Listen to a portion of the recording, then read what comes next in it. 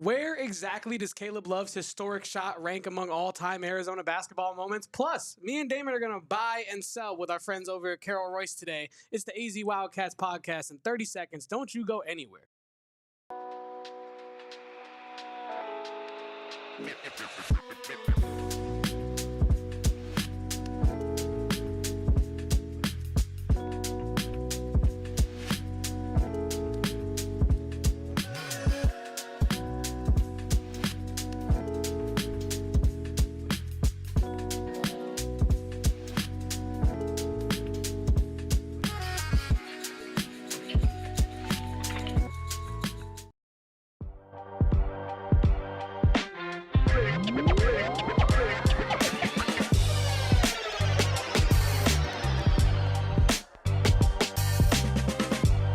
Welcome in, guys, to the AZ Wildcats podcast. I am your host, Damon and Fairall, coming to you live from PHNX HQ with my boy, Kevin Thomas.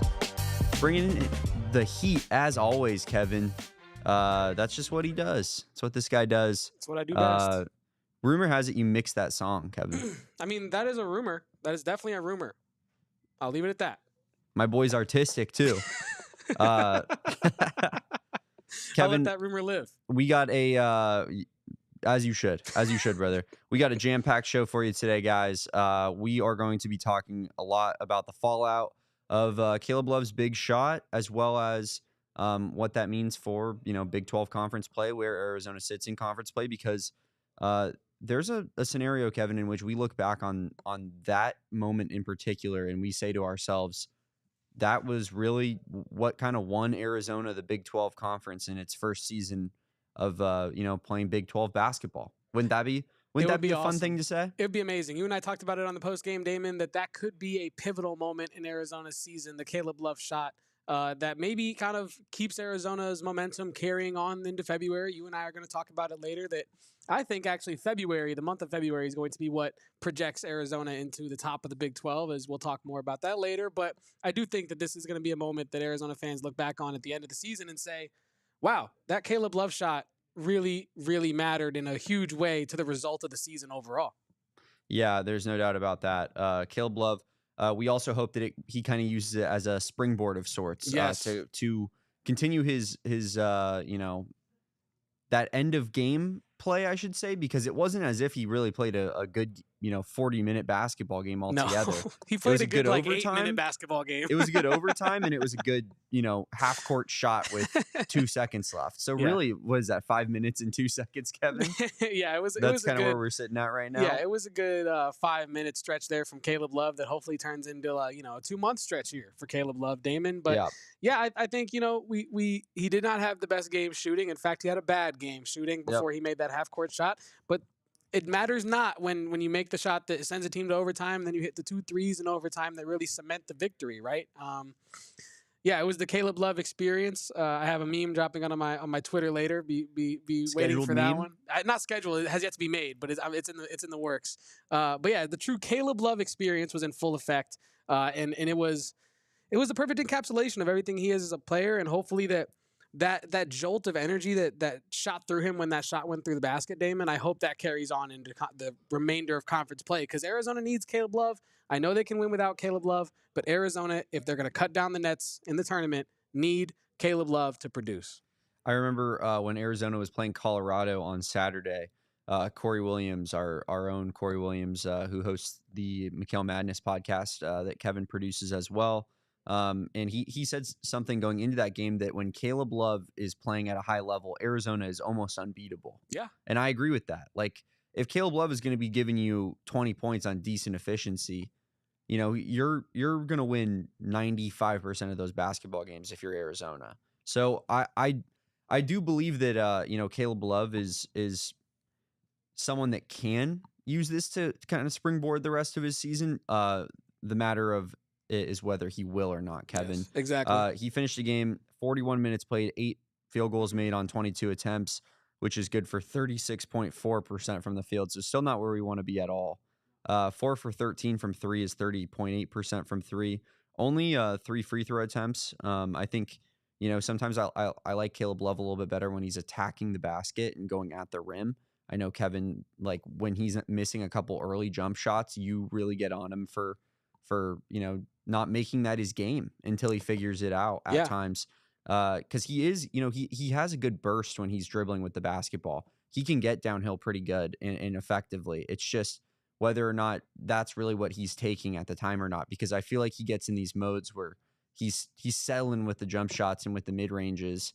So you'd like to see him just be a little bit more efficient, but also maybe like aggressive, having a good game plan in place and aggressiveness in place where even if you're missing a couple jump shots, you're still providing a scoring output for your team. Yeah, and I think the biggest thing that frustrates me when Caleb Love isn't getting downhill, Damon, is he has the physicality to really make it a problem for defenders. Caleb Love is not some, undersized guard. He's not a huge guard either, right? But he's a strong player, and when he gets downhill, you can see it. He's able to kind of bowl his way to the hoop sometimes, whether he finishes it or not, right? I think that he's going to draw the foul more times than he doesn't. He doesn't have the best whistle in college basketball, I'll say that much. There are a lot of times where he does get downhill and clearly is hacked, but is not called, to go to the free throw line, Damon. But I think that's what frustrates me when Caleb Love is settling for the jump shot, because he does have that shooter's mentality, right? Of I'm 0 for 8. Or I'm 0 for 7, but the 8th one is definitely going to go in. And we love Caleb Love for that exact reason, but it also frustrates us as fans when he's not getting downhill and he's 0 for 7 from the 3. And I think that the shot selection has to be better for Arizona overall. I think the shot diet has to be healthier for Arizona as they go into tournament play in a month here or so. But yeah, Damon, that's where my head is at with Caleb Love: shot selection and getting downhill. Yeah, I'm with you there. I do believe that. I don't. This just kind of popped in my head, Kevin. Like talking about shot selection, somebody that has had elite shot selection, to my opinion, of late is Carter Bryant. I feel like every time he gets the basketball, he's only taking high efficient shots and he's like cashing them every single time. You love to see it. Does Carter Bryant? Do you believe that he's shown enough finally to make it into this starting lineup, Kevin? I know this has been a big talking point on this program for a while. Starter Bryant. But I just feel like he's proven that he's one of the 5 best players on this team. I want him closing essentially every night at this point. His athleticism, his ability to hit open 3-pointers, Kevin, like he's one of the better 3-point shooters on this entire team at this point in the season. I don't think that Arizona fans really expected that going into the year. Do you think that Carter Bryant should be starter Bryant in the near future here, or do you think that Tommy will just kind of continue playing it the way that he has, which is shorter leash on Trey, and Carter sees about 30 minutes a night if he has it? I think that's the more likely scenario, Damon, that we see, is that the starter Bryant movement is not completed as of this yet. I think that I was clamoring a lot more loudly for starter Bryant when the team didn't look like they were performing and getting victories like they should, right? I think when they started non-conference, 4-5? I think, Damon, and as a fan, I'm like, I just want to see something change. I just want to see something get mixed up. I want to see a new mixture of guys in the starting lineup. But now that Arizona and Tommy Lloyd's credit, the players and the coaches have figured this out, right? And I think that Tommy Lloyd is making the right I'm with you there. changes and alterations to the minutes, more importantly, right? And so I'm not clamoring as loudly for the starter Bryant movement. I still want starter Bryant, right? But I don't think it is as critical to the success of the basketball team as maybe I thought a month ago or just even 2 weeks ago. It does feel like Tommy has this team in a good spot mentally where everybody knows their roles and everybody is happy with their role. You know what I mean? Like, even Caleb Love, they've talked about the smile counter, right? The infamous smile counter, tallying up as many times as Caleb Love is smiling because it's been a rough start to the season. But, I don't even think Caleb Love's teammates have been kind of like upset whatsoever, for lack of a better term, of at Caleb and his like shot taking. You know what I mean? Yeah. So I think that part of that is just that everybody believes in what, the game plan is. Everybody believes in Caleb Love and his ability to hit these shots. And yeah, I really, I think that kind of plays into Carter Bryant as well, coming off the bench and being comfortable with it. Everybody just knows their role and they're fine with it. And that's the sign of a team that, could potentially make a deep run late in March. Yeah, Damon, and I think you kind of spoke to the body language overall of the team and the reception of when shots aren't falling for, I guess, Caleb Love in that context, but any player on this team, right? I think, excuse me, I think I was talking to Erica Elday a lot about this in the beginning of the year, right? KJ Lewis's body language to start this season was awful. Like, I'm just going to be honest. It was not good. It was frustrated all the time, and it was quick to frustration, too. It wasn't, okay, I get it. At the end of the game, call's not going your way, shots not going your way, you're going to get frustrated, right? But it would be like 5 minutes into the game, a missed call or a turnover, and he's, like clearly frustrated. And I think that that's gone away completely. I think that you are right on the money. Everyone on this team seems concrete in their role and comfortable with their role. And I think that that's kind of what Tommy Lloyd has been working this team towards slowly when he's talking about Tobe Awaka needs more time in the system. Trey Townsend can do more than I know he can do more than he's doing right now. Caleb Love's a good player. He just has to be a good player out there, right? I think this is the style that Tommy Lloyd's wanted to implement. This is the way that Tommy Lloyd's wanted to coach this team. And now we're seeing the players get more comfortable in their roles and Arizona succeed as a result of it, Damon. And yeah, I think that was a good take by you, that the roles have been cemented. And I think that's kind of what the change was, right? It wasn't a, oh, Trey Townsend, we're going to shorten your leash because, we need Carter Bryant out there more. It was, how can we put Trey Townsend in a role where he can succeed? Right. And I think that's kind of the math that I haven't been talking about enough, I feel like. But I think you just brought that to my attention, and that was a good take. Yeah, I have a lot of those, Kevin. Yeah. I'm kind of a good take factory over here. But yeah, I mean, I just think that maybe the one place where the roles are still a little bit up in the air, and maybe you disagree with me because of Tobe Awaka's great play recently, but I think that 5 position, I think at the center spot, I do feel like that's really the one where it totally feels like it's up in the air given the opponent that Arizona is matching up against that night. And is it going to be a Henry Vase or is it going to be a Tobe Awaka game? More of late, we've seen a Tobe Awaka presence and emergence, right? Where Tobe Awaka has really shown his physicality. I mean, and his rebounding numbers as of late have been kind of out of this world, Kevin. Some of the best in the entire conference. Yeah, I mean, some of the best in the country because 12, 15, 7, 14 rebounds in your last 4 is no joke. Yeah, averaging about 12 rebounds per game there in that stretch, 13 rebounds per game. That's pretty crazy. David, Tobe Awaka is first. I'm looking at KenPom here. Tobe Awaka is first in the nation in offensive rebound percent and 25th in the nation in defensive rebound percent. Is that good? I think that's pretty damn good. Out of Tobe thousands? Awaka, I mean, I think that's the number of a beast right there. Tobe Awaka has been a monster down low, and yeah, you're on it. But those O boards have been big. They've especially looked in this big last too. game. Just ripping it away from dudes. Yeah. Oh man, he's been fun to watch. Like that's been the underrated part of it. That yeah, we've been calling him a beast and he's tenacious, but it's been fun to watch it as well. This season since conference play has started, and I feel like me and you have definitely taken a little bit. Not that we weren't locked in already, but even more locked in since we started hosting this show. That it's just like ever since then, it's been really fun. This team they've only lost one game, but it's and that is inherently fun. Winning is fun, but it's the way in which they're doing it. The way that these people are kind of and these players are kind of coming out of their cocoons of for lack of a better phrase there, Kevin. Morphing into a beautiful butterfly of a basketball team. 100%. You guys seen Bug's Life? It's like Heimlich. It's good stuff. Yes, June is right. Please hit that like button if you are here watching with us. Does us wonders. The like numbers on our Monday show, Monday show were great. They were. Tuesday's awesome. show, a little bit lackluster. Yeah. Kevin, Kevin, he had trouble. I actually had trouble sleeping because of that.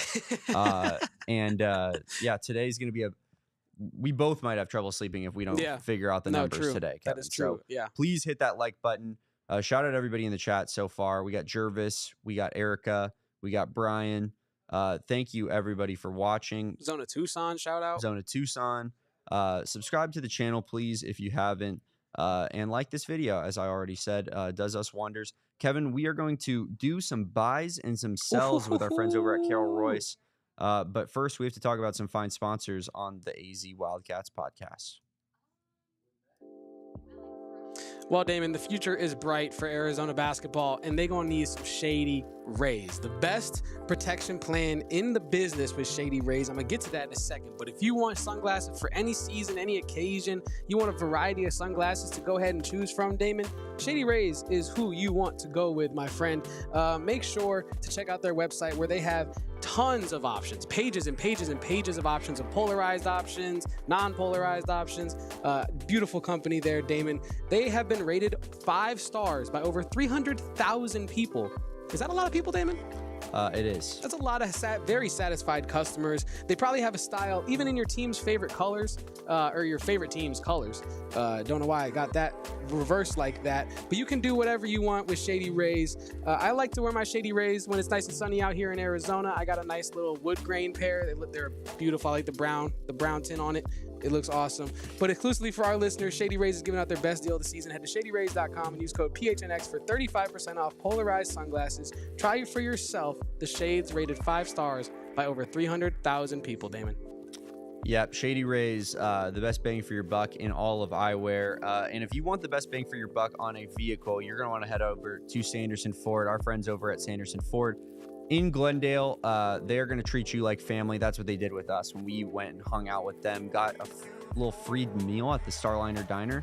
Kevin, they're going to buy you a free meal at the Starliner Diner if you buy a vehicle. Me? Yeah, no, I'm making, that's a Damon guarantee. That's Sanderson Ford didn't tell you that. I'm telling you that right now. They're gonna take you to the Starliner Diner because guess what? It's cheap, it's great, and you know what? It's the same with their vehicles. It's the best prices you're gonna find.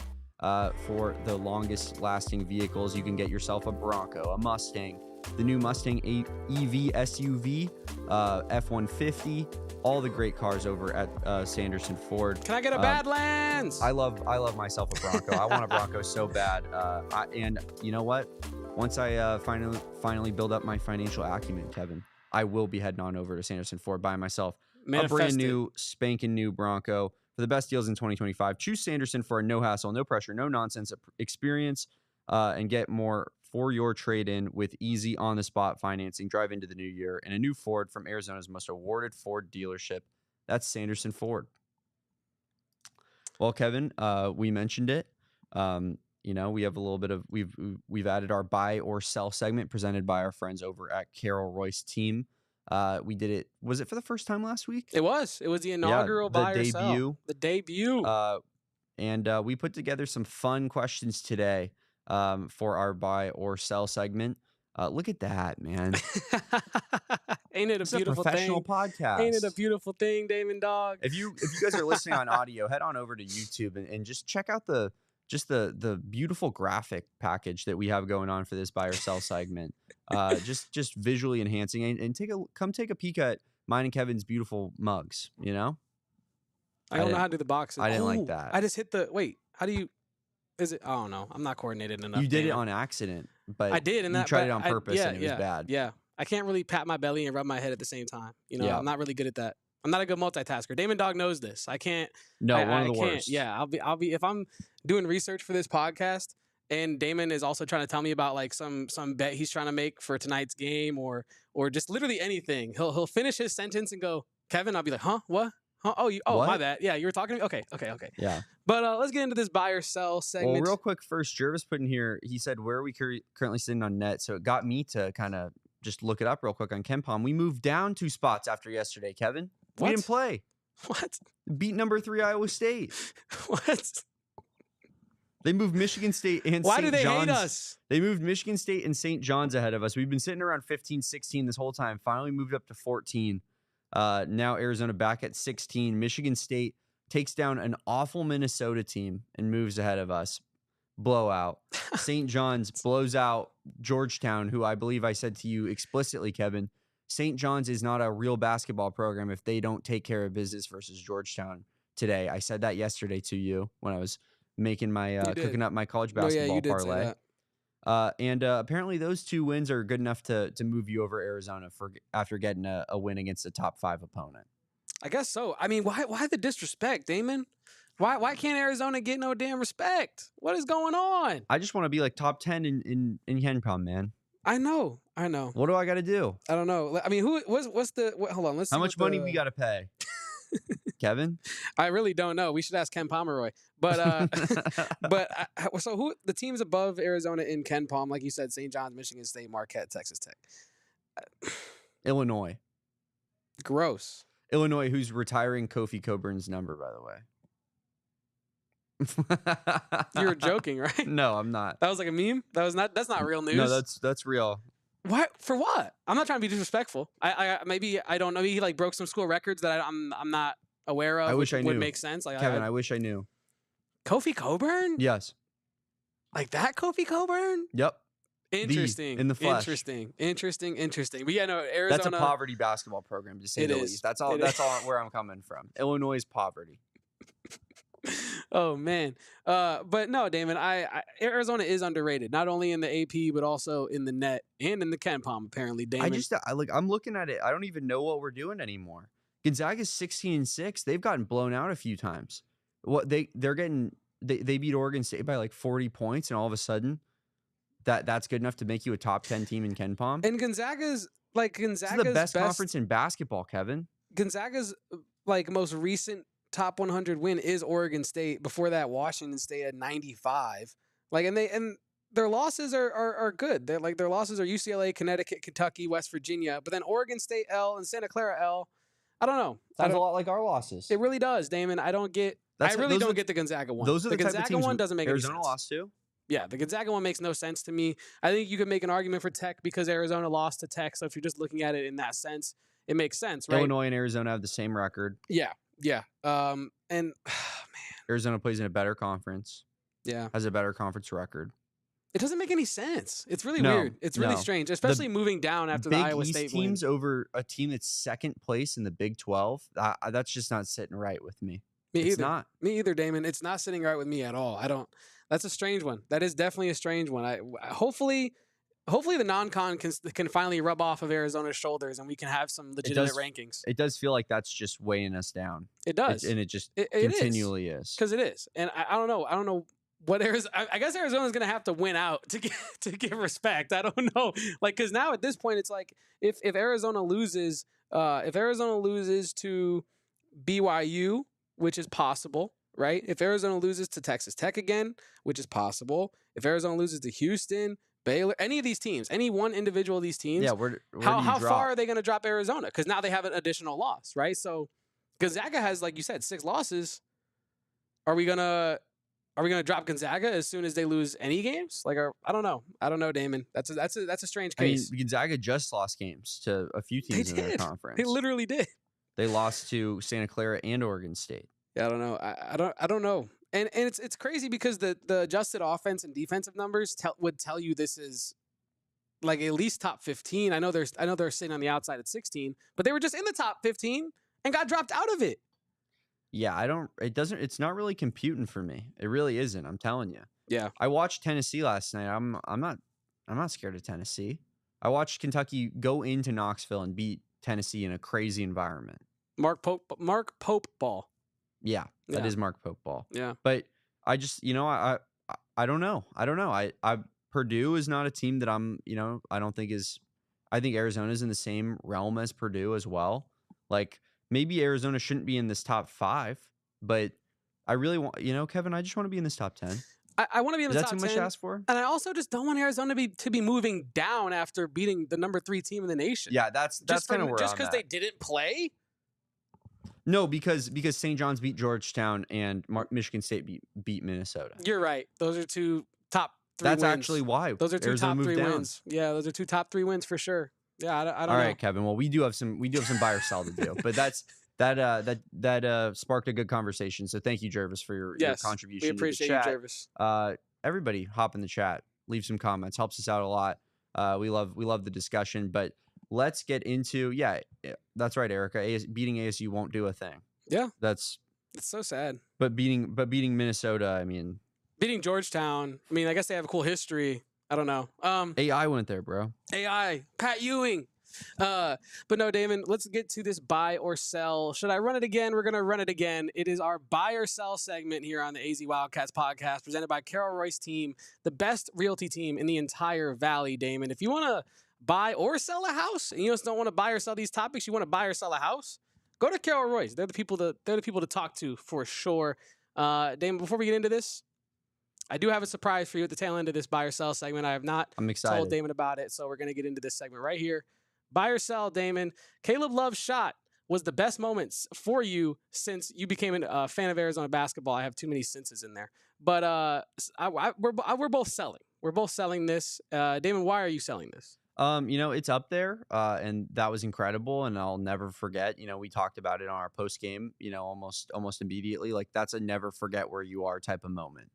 And I'll always remember me and Kevin watching this game and losing our minds as PHNX Suns is trying to do their post game show, and I'm screaming obscenities, but trying not to get it picked up on the mics because we have to have language barriers for our friends over on our streaming services. But it was incredible. But there are probably a couple moments I'd put over that, just given the fact that it's a regular season game. The stakes are a little bit lower. If Arizona lost by 3 points to the number 3 team in the country, I don't think anyone would have walked out like season's over. Yeah, depressed or like the game, like the season was completely over. I mean, I know I looked at you at one point and said at the end of that game that this was such a winnable game before Caleb hit that shot, which is the truth. It was on the table. Kevin and I were prepared to go into the post-game show and talk about how winnable of a game that was, but it didn't play out that way. And Caleb Love hits that shot. But yeah, I think there's just some other moments I would have to say are a little bit higher than that at the end of the day. Yeah, I think I'll go ahead and say mine. I'm selling this topic mainly because, Damon, this moment for me ranks number 1 in my all-time Arizona basketball fandom, my personal fandom. I remember where I was when this happened as well. I was at my apartment in Tucson, almost punched a hole through my closet door. That is a fact. My neighbor was watching with me, and I think they looked at me like I had lost my mind, because I did lose my mind, Damon, when Benedict Mathurin absolutely yammed on Eddie Lampkin Jr., the bum that he is. No, I'm kidding. Well, I'm not actually kidding. No. He's not very good at basketball, but I hate Eddie Lampkin. Bum is rude. But no. Eddie Lampkin deserves it. I mean, he's just not good, right? And seeing Benedict Mathurin just absolutely he's the loudest. Up and Eddie Lampkin is so damn loud, man. Kevin. He's very loud for a player that doesn't do a lot. No, it doesn't make any sense to me. Do you remember how much he was like posting like pictures of like doing like the too small and stuff against Arizona in a game in which he lost? He doesn't make it easy to like him. That's why I can't defend him too much. Right? It was vibes of, and I don't know if anybody at home remembers this, but when Robert Alford got a pick 6 against Tom Brady in the 28-3 Falcons, up against the Patriots Super Bowl that they ended up losing. Mm-hmm. After they choked that 28-3 score, Robert Alford posted on his Instagram a picture of him taking back the pick 6, looking backwards with the football, and Tom Brady on the floor after trying to make an attempt at tackle. And it's like, bro, you guys just choked the biggest, the worst choke job in NFL history.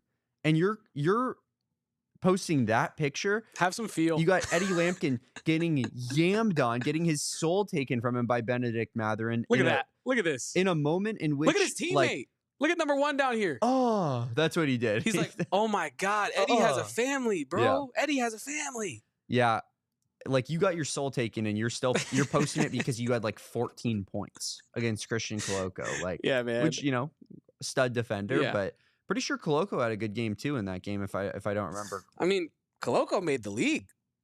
Oh, certainly. I mean, Eddie Lampkin sure is. I was just putting that in perspective right there. Like, he can have all the points he wanted in the South Regional Round 2 of the NCAA tournament. If he didn't make the league, it is what it is. But yeah, Damon, that for me ranks all time as my number 1 moment, mostly because of the time and circumstance. That was an overtime victory for Arizona in the tournament. I think that's my moment right there. I got the stats right here, Kevin. Eddie Lampkin, he ended up with 20 points. Good for him. 14 rebounds. He was 8 of 9 shooting. Everything was going in. Dream game. 4 of 10 from the free throw line. You kind of choked at it, if we're being completely honest with you. 5-point loss. You missed 6 free throws. Wait, what was Ballo's free throw in that game? Well, Ballo was coming off the bench and he only had 1 shot make. But Christian Coloco was 12 of 13 from the field for 28 points and 12 rebounds. Eddie Lampkin, the game that you celebrate so much, your matchup literally outplayed you in essentially every facet of the game.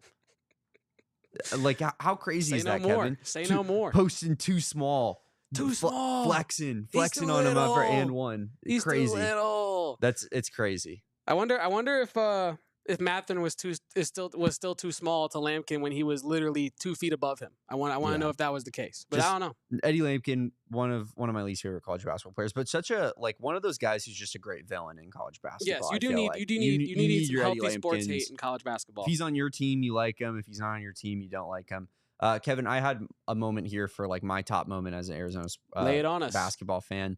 I'm going with Derek Williams against Duke. As you can see here, Kyle Singler was the best player on this Duke team. Kyle Singler, have you seen what he's up to nowadays, Kevin?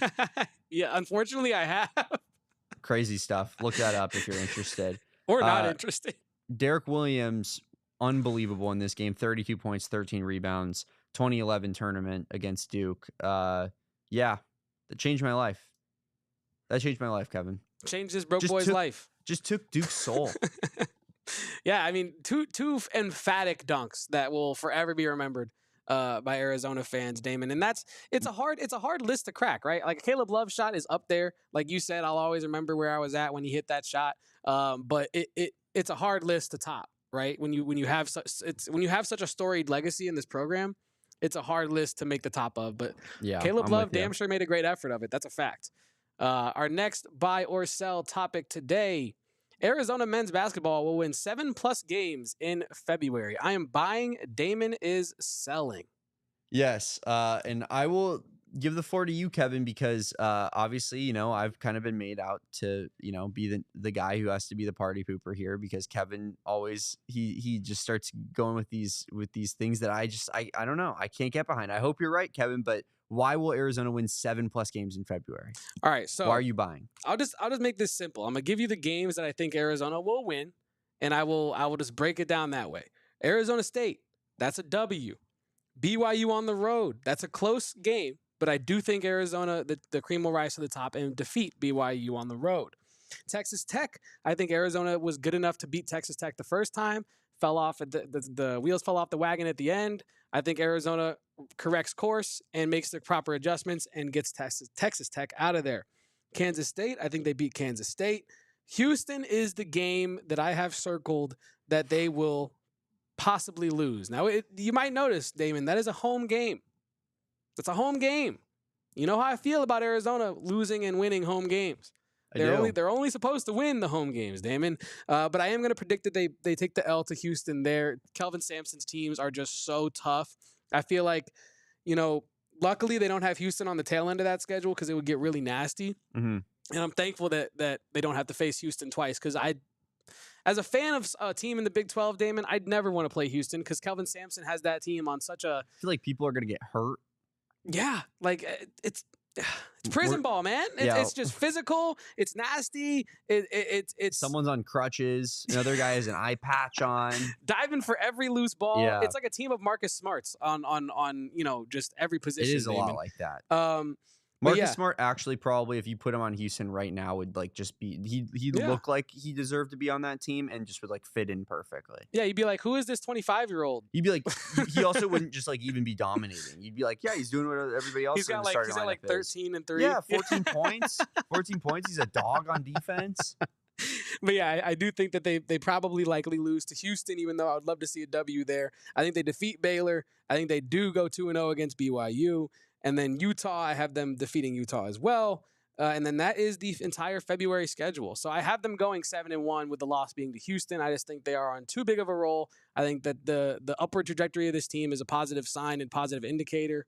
And yeah, I don't think that the teams that Arizona has coming up in February outside of Houston, I could definitely see Baylor also making that a problem. So I wouldn't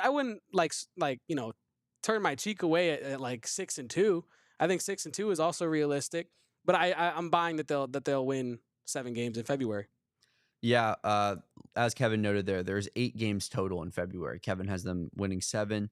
I certainly would love that for that to be the case. I as I feel like we're going to make a theme of this on this show, I'm going to be backed into a corner of picking against U of A when we do things like this. Hey, man, I'm not always going to probably say things like that. Who knows? Maybe I think with basketball, you will.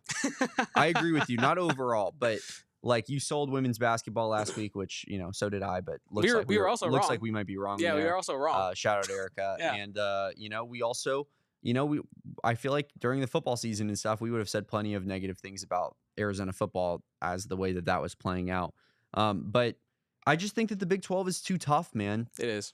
I said this to you pre-show, if you go 6-1, I should say, in these 7 games, or 7-1 in these 8 games. Yeah, 7-1 in the 8 games.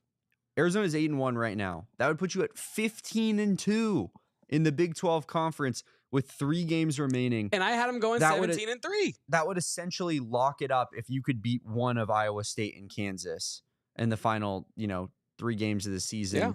Yeah. I think it might even be locked up if you lose those 2 games, just given how difficult the Big 12 is.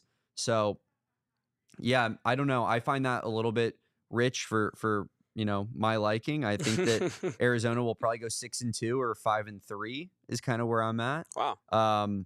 At BYU, I think you're discounting how tough of a place to play that is. Baylor just lost there. Took it into OT. I watched that entire game. I had Baylor money line. We had a shot. Our Baylor Bears.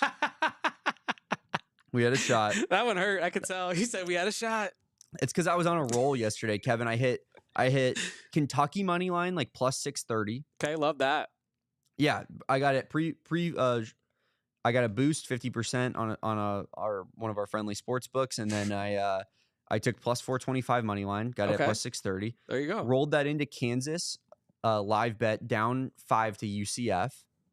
Just rolled over those ones. Was that these games that we were talking about in the pre-show that you wanted to talk about? We'll talk about that in the next segment. Okay. I just didn't know if those were the same games. And then I rolled it into Baylor money line, had it live plus 300 something, and I thought that it was gonna play. But yeah, BYU just a really, really tough place to play, as well as Baylor, tough place to play. I think Arizona loses that game. I think Arizona loses at Baylor.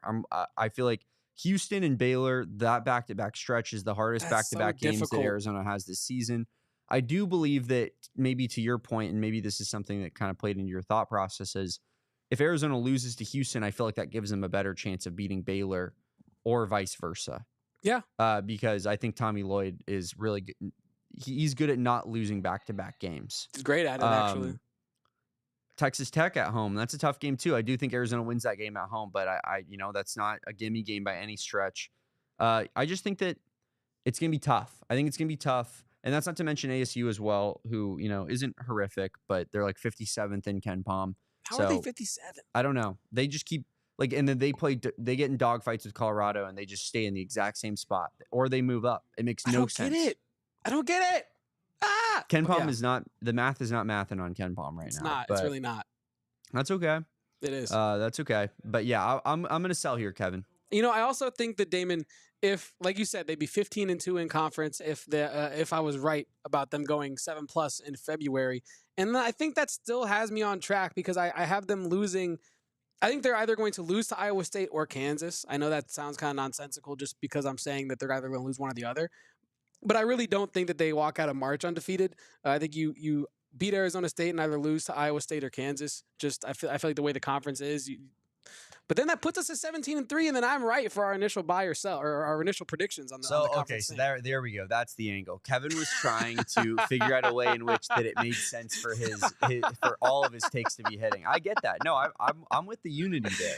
Yeah, you're not just switching up week after week. No. You're keeping it consistent. Yeah, 17-3 is going to happen. It might even be 18-2. I love it. I agree with you. I think Arizona loses one of those Iowa State or Kansas games late in the season. But I do think that if they can win one of those with the way that you have it lined out, that should be enough to win the Big 12, which would be an unbelievable season. 3 losses in the Big 12 to start. You want to talk about a statement entering the first year of the conference? That's a damn statement right there. Yeah, I'm going to go 6-2. I think Arizona's 6-2, maybe 5-3, but I think 5-3 is more likely than 7-1. We'll see though. I know I don't want to argue this all day because there'll be semantics at the end of the day, but I really do think 7-1 is more likely than 5-3. No, I think that's an interesting talking point. But I think that yes, I do also want to make it clear that I understand the Big 12 is very tough. I understand that none of these games are gimme games, right? And maybe outside Arizona State, but none of these games are gimme games, right, Damon? But I do think that Arizona is the level of team, that Tommy's the level of coach to properly navigate this really tough schedule. Who's better in the nation as a coach at navigating the best teams in the country? It's Tommy Lloyd. Yeah.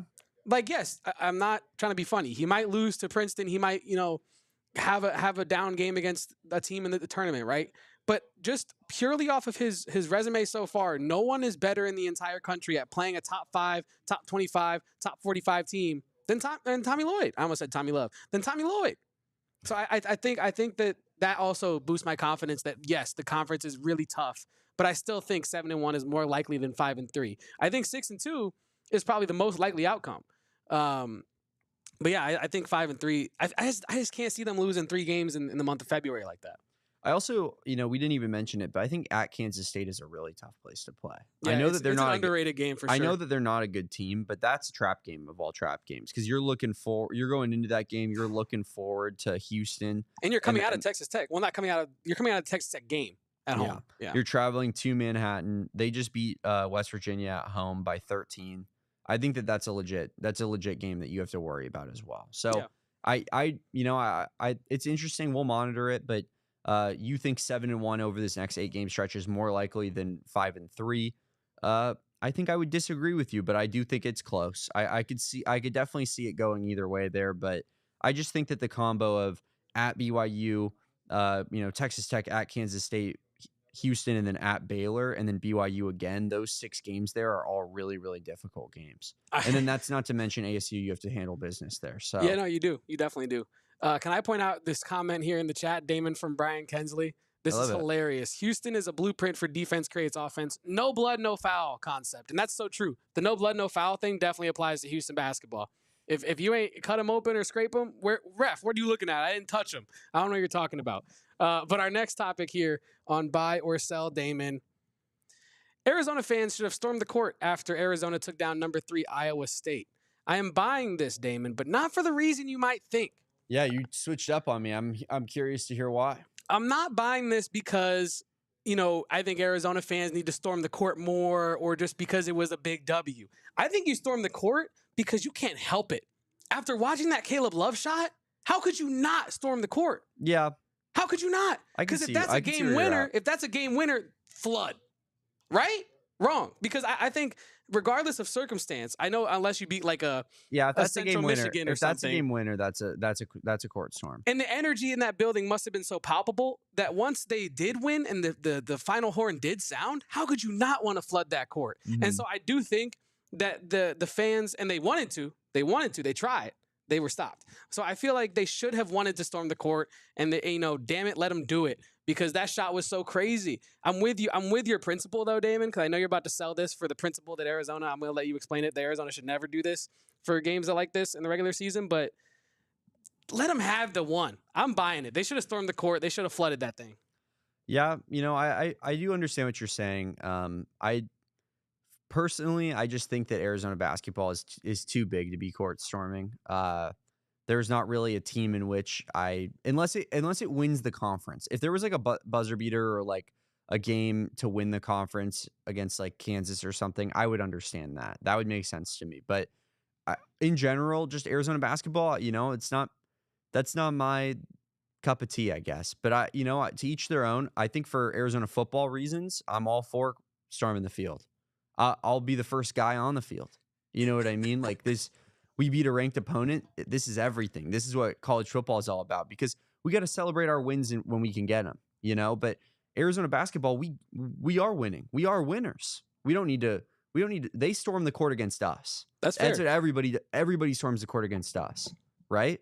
So I just, maybe it's a little bit of arrogance, but I just feel like, Arizona basketball, we don't rush the court against people. They do that to us. That's valid, Damon. I think sometimes, you just got to let your hair down, rush the court. Sometimes you just forget what it's like to feel that feet of the soles of your shoe on the wood grain. You know what I mean? You just gotta feel that. I agree, Damon, yes. If it was a game winner, if Arizona was down 2 and Caleb put that shot up, I'd be fine with that. Yeah. Because it would just be such an improbable moment. You the know, most improbable. Winning by 11 in overtime. I mean, like that to me, that doesn't.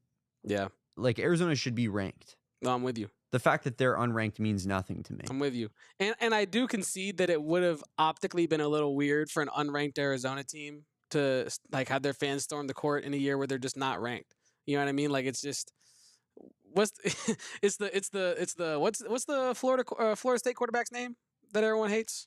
I forget it. DJ Uiagalelei? Yeah. It's like ain't nothing to smile about, DJ. You know what I mean? Like ain't nothing to storm the court about, y'all. Y'all started 4-5. I don't know what y'all think y'all doing storming the court. What are we doing here? Ain't nothing to smile about. This is business as usual. Y'all had to beat Iowa State because y'all put yourself in that spot. And so yeah, I'm with you in principle, Damon. But I do think in that one case it would have been okay. Yeah, I think it was like absolutely nothing to be laughing about right now, DJ. After Florida State started off like 0-3. Yeah, man. So funny. He's just walking into practice like, yeah, he's got like a belly laugh going. All right, let's get into another topic here, Kevin. Last night will be the most memorable moment of Caleb Love's career when it is all said and done. So when Caleb Love hangs up his kicks on his college career after 6 long years of hooping out here, Damon, will not last night anymore, but will Monday's moment be the most memorable moment of Caleb Love's career?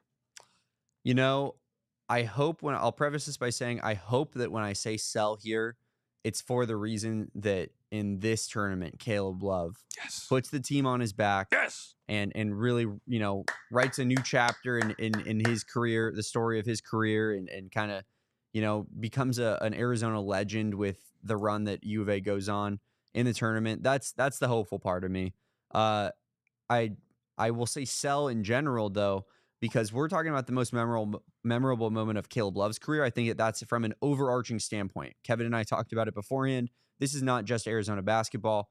I think that the majority of people, just because of how East Coast bias works, because of how sports media, inherently is and how they cover teams, North Carolina and Duke are always going to get more coverage than an Arizona is or a team on the West Coast.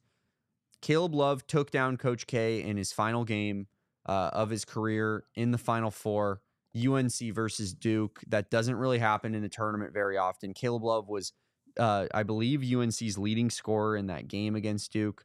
So, probably was. It's a good shot. It's a good sell if you. It's a good shout if you call that one because it makes sense. And he dropped. Yeah, he drained a deep 3-pointer that was the dagger of the game. So I think Caleb Love will be remembered primarily by college basketball fans for that, unless he does something spectacular in the tournament this time around. And we'd love to see it. Yeah, I'm selling this topic, Damon. Excuse me, but for different or similar reasons. I'll get to where I disagree in a second here, but I think that it's not going to be the most memorable moment because Caleb Love's going to cut down the nets in the tournament, baby. That's what's going to go down. The most memorable moment is that little photo memory snapshot of when Caleb Love is cutting down the nets, and I can remember that forever because the journey that this player has been on. That'll be your wallpaper on your phone for at least a year. Man, I don't even know. My girlfriend's going to be like, oh, it's our 3-year anniversary. Like, you don't want to put me on there? No. Caleb Love hit a shot, and then Caleb Love went and cut down the nets. This is my everything. Caleb Love's from St. Louis. He is. Girlfriend's not from St. Louis. It's a fact. That's all I'm saying. That's all I'm saying. No, I'm kidding. I love my girlfriend. But don't do that. Don't pull an Eric Ruby. But if Caleb Love did hit a shot in March and then cut down the nets, he would be the lock screen for a long time. Let me tell you what. And I think that this won't be the most memorable moment because he will have a tournament moment. And if he doesn't have a tournament moment, I do think it will be the most memorable moment, Damon. I disagree with your take that the UNC moment will be the most memorable one, just because I think it wasn't just him. It was just him that was propelling the team, right? But I think the singularity of him taking the shot from beyond half court, him hitting the shot, going into OT, hitting 2 more, I think that. And I think the social media reaction, I think, supports this, right? Everyone flooding in saying, this is the Caleb Love experience. This is the most Caleb Love game ever. This is, you know, I think that people, when they think back on Caleb Love's career, will remember him hitting the shot against Iowa State and secondarily his UNC career just because of recency bias as well. I think that's like the further we get from him playing. You think that shot goes above beating Coach K in his final game? I'm not saying it's a more like impactful moment, but we're talking memorable, right? Like what people are going to flashbulb think of when they think of Caleb Love, and I think it's going to be this shot. I really do. Yeah, I mean that'll be interesting to see play out over the years, but I'd love that to be the case. I'd love Arizona to kind of be the team that gets to be Caleb Love's team that he reps, But I just think that the scope of which that Duke and UNC hold in college basketball is just far greater than Arizona's at the end of the day. And like, even though Arizona is on the outside looking in of the Blue Bloods, like that's the top of the top. That is the pinnacle of college basketball. Kevin, we got to talk about a few more sponsors, and we will do so right after this break. Yeah, we do, Damon. And one of those great sponsors is our friends over at Game Time, Damon. And I know Damon loves to get tickets with Game Time. I like to get tickets with Game Time when I do go get tickets for events. But my favorite part about Game Time, Damon, is the Game Time Picks filter. It makes it easy getting tickets for events, even easier than it already is with Game Time. The Game Time Pick filter filters out the fluff to show you only incredible deals on seats, so you don't have to waste time searching through thousands of tickets to find the best value. Damon, I know you've used Game Time on multiple occasions. You've talked to me in the office before about how easy and simple the process can be. I'm on Game Time right now. He's on Game Time all the time, because what time is it, Damon? It is game time. It is all the time. You can pick an upcoming game, browse through all the seats, and find the best deal for you. And yeah, Damon, use app features like customize your spot. You can also go on the app and see exactly what the view from your seat is gonna be like. The visualizer, it's a beautiful thing, Damon. So take the guesswork out of buying tickets with Game Time. Download the Game Time app, create an account, use code PHNX for $20 off your first purchase. That's $20 off. If you buy a $40 ticket, that's half your price right there. I love to see that. That's easy math for me, Damon. I'm not the smartest guy, so the easier math I can make, the easier it is on me. Like I said, use code PHNX for $20 off your first order. Terms apply. Again, create an account and redeem code PHNX for $20 off. Download the Game Time app today. Lowest price guaranteed, Damon. Yep. Game Time, they got the best tickets. I was looking over. They have tickets for motocross, waste management, Little Suns basketball. Okay. I mean, you can't beat any of these. You can't beat our friends over at Branded Bills. I got a Branded Bills hat just over my right shoulder here. You can see just kind of creeping out U of A dad hat. They got dad hats. They got truckers. They got fitteds. They got snapbacks. They got every single style you could want at Branded Bills. And guess what, Kevin? You can attest to this. They are the most comfortable hats that we have ever put on our head. It is like a pillow covering your head, as Eric Ruby would say. And of course, if you use our code PHNX, 20% off that first purchase. So head on over to Branded Bills. Our friends at Branded Bills, they have a great Arizona collection. So U of A fans, go check out their campus collection because it is fire. It is genuinely fire. They have the cactus logo. Everything Arizona fans everything Arizona fans love, Kevin. They got the logo. Wilbur coming soon? Possibly. We talked to our friends over at Branded Bills. They're going to let us know on a couple of designs. Head on over to brandedbills.com and use code PHNX for 20% off your first order. I did see this, Rick. I did see the fan meetup situation with Slam and Branded Bills. I also saw that Slam had that. I mean, I copped a couple of the shirts. Slam has a cool relationship with Arizona. They have awesome merch with them as well. Sorry, Max, but yeah, they do have awesome merch there as well. And yeah, Damon, we got to continue our buy or sell segment here. I do still have my surprise topic to lay on you, but first we are going to go with buy or sell number 5, Damon. And buy or sell number 5 is Arizona football will make a bowl game next year, Damon. Yep, Kevin. So we've obviously now talked to new offensive coordinator Seth Dagey. We've now talked to new defensive coordinator and former linebacker and special teams coordinator Danny Gonzalez after yesterday's fine program. And go, if you haven't checked out that interview, go check out our interview that we did with Danny Gonzalez yesterday. Had a great time with him, getting to know him a little bit more personally, Kevin. We will preface this by saying this is a temperature check of sorts. This is fluid. Yes, this is not like Kevin and I are putting our stamp down and saying there is no doubt in the world. Yeah. After talking to Danny Gonzalez and Seth Dagey, and I think Danny Gonzalez has proven he's a good defensive coordinator at this level. He was a really good defensive coordinator at ASU. But in particular, after talking to Seth Dagey, Kevin, I believe that Arizona football will win 6 games this next season. I think it's very close. I think it'll be 5 or 6 if I had to guess right now. But I am tentatively saying yes as of now. I think Arizona has put enough pieces in place and made enough additions to their roster that I believe that there is a shot at going 500 here and making the bowl game. And I'm going to buy because that's the hopeful fan in me. I'm also going to buy this, Damon. I agree. I think the staff overturn is 90% of the battle in this buy or sell topic, Damon, because it's like we said, it's subject to change, subject to new information, changing our opinions and things like that. But at this moment, I feel confident in this coaching staff to at least make a bowl game next year, Damon. And like you said, it's going to be close. 5 or 6 makes a lot of sense. But I think at this point in the offseason, I think that they've proven enough to where I feel like I'm confident that the coaching staff will have this team close to a bowl game next year, Damon. And they're predictions right now, I feel like they're going to be in one. So. Yeah, I think we're in the same spot there. But like we said, it's very fluid. I could definitely see this not being the case, but I just think that I really do believe that the upgrade in which we're going to see from that offensive coordinator spot going from Dino Babers to Seth Dagey is going to just be so massive, Kevin. Oh, I'm with you. It's going to be day one, a 180% turn. I think it might be the biggest coaching change from an assistant standpoint in the entire country.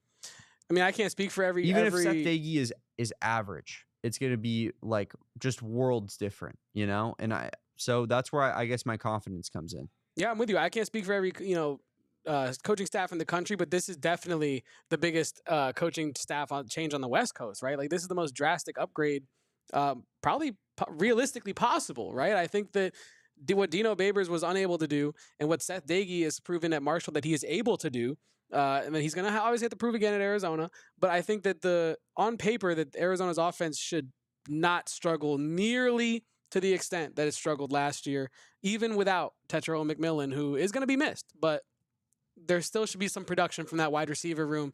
And I don't have the confidence in Dino Babers. If he was, let's say Dino Babers was brought back for this year, Damon, I have no confidence that offense would have looked good at all, that the receivers would have gotten any yards. I'm not sure there would have been any receptions. But yeah, I'm satisfied with the coaching changes that have been made. You still yet to be seen the results of those, but I'm really confident in Dagey and company for sure. Yep. Real quick note on football here. Jonas Savaiinaea is at the Senior Bowl. Okay. And he measured really well. So people were concerned about his arm size, thought that maybe he was going to have to kick inside to guard, but it turns out his the measurement is about mid-tier. I think it was 71st percentile I saw for a tackle. Okay. So good tackle size, and that could definitely improve his stock a little bit. Something to monitor as we go through the Senior Bowl and the draft process here, because it just reminded me as you mentioned T-Mac, because T-Mac he'll be going through that process too. He's not there, but he will be measuring at times here. Jonas Savaiinaea also gave this is courtesy of Griffin Conant. He's a sports writer, and he's out of the Senior Bowl. Spoke with Jonah and said that he mentioned that he just talked about the team's desire to stick together after Jedd Fisch left for Washington and build something special at Arizona. So definitely just a guy that Arizona fans should have a lot of love for and be rooting on as he represents Arizona at the next level. Kevin, I am now excited for our surprise buy or sell. Hit me. I'm putting you on the spot, Damon. I am putting you on the spot. Will you be buying Caleb Love's new NIL t-shirt? And I said I'm going to buy it, but there's an asterisk next to it because this is the shirt on the left that Dennis, his father, posted on Instagram. The Too Far official buzzer beating merch. Now, I'm not going to buy that shirt, but what I might buy is this Caleb Love CBC jersey that is on the NIL store online that you can get and will directly support him as well. I think I might get that instead of the shirt. I know the shirt's probably cheaper, right? Actually, definitely a lot cheaper. But I think that the jersey is just too nostalgic for me, right? It's way too nostalgic for me, back in my St. Louis days. But I think this shirt is really cool, right? And it to me, it's awesome that players can capitalize so instantaneously on these kind of moments, right? I think that's the main... both these are courtesy of Erica being online. She did send this to me and Damon this morning. But yeah, Damon, I think that I'll be personally buying some Caleb Love NIL merch here in the near time future, probably next time I get paid. But Damon, what say you? Will you be copping some Caleb Love NIL merch? You know what? I don't think I will. I think I'll probably sell, but that's just because I'm very particular with my shirts. I will say I'm looking at these here. That white one of him taking the shot with goes hard. Yeah, with the backboard, and the hoop in the background, Caleb Love's signature.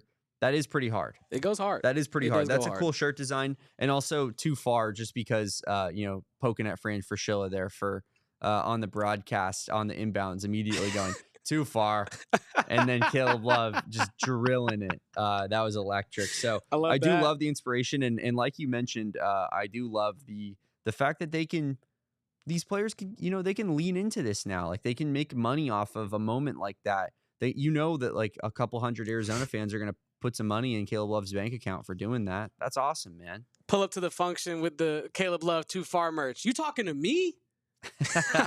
Rick, that's hilarious. Chat is on one today. Shout out to everybody in the chat for popping in with us today. We got one more topic on today's buy or sell, Damon, and it is the PHNX takeover is the best way to attend Saturday's rivalry matchup, Damon, because we got a takeover, the official PHNX college basketball takeover and pregame party this Saturday, February 1st, when our Wildcats take on, those people that populate McHale North. You know what I mean? The school up north, yeah. We are, in fact, doing a takeover there, Kevin. And as far as I know, there are only a handful of tickets remaining. So we are almost sold out. You're going to want to get on those quick. We're doing a pregame little meetup at Postino, pretty close to McHale North there. Love a little bit board and brew action. Me and Kevin, we might split a board. Who knows? A little bit of synergy going on with the team there. But yeah, I think it's going to be a great time. We're going to hear a lot of U of A chants. Yes. You're going to want to be there. You won't want to miss it. It's always fun to own little brother in their own stadium. Yeah, I'm excited, Damon. And shout out to Carol Royce for this awesome segment. We, when Damon and I came up with this segment, we just wanted the perfect sponsor for the segment. And Carol Royce, all they do is, what does Carol Royce know best? How to buy and how to sell. And that's why we went to them. We say, look, we're trying to buy and sell topics. You guys buy and sell the best homes in all the valley. Yep. This is a match made in heaven. Let's go. So shout out to Carol Royce. We're excited to have them presenting the buy or sell segment today.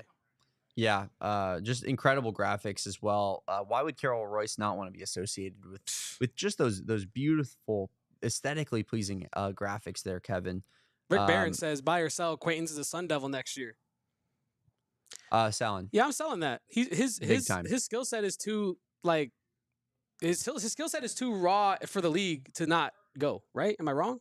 No, he would go league if he could. He actually reclassified, Kevin, so he has to spend 2 years in college basketball. I forgot about that. You're right. Yeah, he has a little bit of a special circumstance. He's a freak, dude. Ever since that news came out, Kevin, ever since I saw that, I've been of the opinion that he will not spend his second year of college basketball at ASU. Yeah, I'm with you. I'm with you on that. Now I'm with you for a different reason. But I was with you on league before, and I forgot how much of a freak he is, and that he reclassified and looks this normal out there on the court. And yeah, Damon, I don't think he'll be a Sun Devil next year. I don't think him or Joe Sansanin will be Sun Devils next year. I think that both will transfer to a place that will give them more NIL. There have been rumors about ASU's NIL and that Netflix show that kind of got nixed and what that has done for their basketball payments that are going through. I've heard some conflicting things that it did or did not impact any players in that side of things, but I do think that it bears noting. I think Sandin and Acquaintance are both up in the air to return to ASU next year. I'm going to sell. I'm going to sell that they come back. One more from Rick. Is Bobby the coach next year? Is Bobby Hurley coaching Bobby forever. ASU? He's going to retire as the ASU coach, right? Like Bobby should coach there forever. I think he's perfect for ASU. I think ASU is perfect for him. I see no issues with the current alignment between head coach and team. I think that he's killing it, doing a great job. I think he should continue to do that great job and stay with the Sun Devils forever, Damon. Yep, Bobby forever. That's where I'm at with it. Is Sandin even a good portal prospect next year, though? I think so, Rick. I was talking to Totri yesterday, and I said, what if you're like a school like Ohio State and you have football money, and you just say, hey, man, like your stats look good, you're a high recruit, just come be the man. I think there are schools like that'll want a Josan Santos, like a team that's maybe not a program that's not really great at basketball, but has the potential to be good, and they're willing to spend money on it. Texas, you know? Yeah, just somewhere where he can go get his draft stock up and be the guy, like you said, get a lot of reps. And I think, man, I'm kind of stuck. I'm not gonna lie. You kind of broke my brain with reminding me that Quentin's reclassified. He does not look like a high schooler out there on the court. He doesn't. Like he just oh man, he can't be a Sun Devil next year. Defensively, he's gonna be good. He can't be a Sun Devil next year. In fact, he won't be, but he also can't. I'm not gonna let it happen. I'm not gonna allow it. He's officially banned from You returning. have it there first. Yep. Kevin Thomas is putting his foot down, and he will not allow Jaden Quaintance to return to ASU next season. I don't even want to know. Kevin, what that entails. I'm gonna talk to Bobby. I'm gonna talk to Graham, and we're gonna get this worked out. Make some phone calls. We're gonna get this worked out. That's all we had for you today. Make sure you guys follow Kevin at KEVOPOSTS. That's Kevo Posts on Twitter. Said he's got a meme dropping, so you're gonna want to lock in for that. The Caleb Love Experience. The Caleb Love Experience. I am at Damon Dog. That's DAWG. Make sure you give me a follow. I'm just getting in fights, doing nasty things per usual on my Twitter account.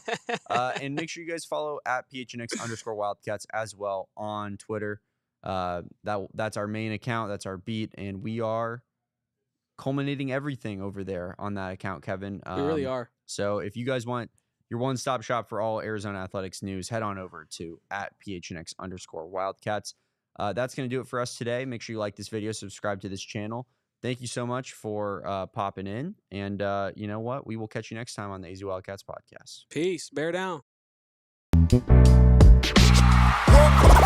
all silly like the mayor.